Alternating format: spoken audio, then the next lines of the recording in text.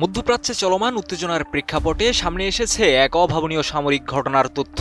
এই রক্তক্ষয়ী যুদ্ধের মাঝে ইরানের একটি যুদ্ধবিমান অত্যাধুনিক আকাশ প্রতিরক্ষা ব্যবস্থা ভেদ করে যুক্তরাষ্ট্রের একটি সামরিক ঘাঁটিতে সফলভাবে আঘাত এনেছে, যা সাম্প্রতিক সময়ের অন্যতম আলোচিত ঘটনা হয়ে উঠেছে। এমন চাঞ্চল্যকর তথ্য সামনে এনেছে ইরানি সংবাদ মাধ্যম প্রেস টিভি।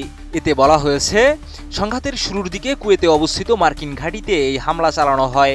একাধিক স্তরের আকাশ প্রতিরক্ষা ব্যবস্থা থাকা সত্ত্বেও সেটিকে ফাঁকি দিয়ে ইরানি বিমানটি লক্ষ্যবস্তুতে আঘাত হানে এবং নিরাপদে ফিরে আসে। সমরবিদরা বলছেন, এই অভিযানে ব্যবহার করা হয় লো অল্টিটিউড পেনিট্রেশন কৌশল, অর্থাৎ যুদ্ধবিমানটি অত্যন্ত নিচু দিয়ে উড়ে রাডারের দৃষ্টিসীমার বাইরে থেকে আক্রমণ চালায়।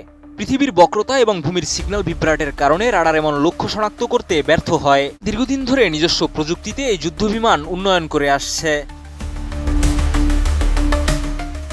বিশেষজ্ঞদের মতে, কুয়েতে ক্ষেপণাস্ত্র ও ড্রোন হামলার মাধ্যমে প্রতিরক্ষা ব্যবস্থা ব্যস্ত রেখে এই বিমান হামলা চালানো হয়, যা প্রতিরক্ষা ব্যবস্থার মধ্যে এক ধরনের বিভ্রাট তৈরি করে। ঘটনাটি নিয়ে আন্তর্জাতিক মহলে শুরু হয়েছে ব্যাপক আলোচনা।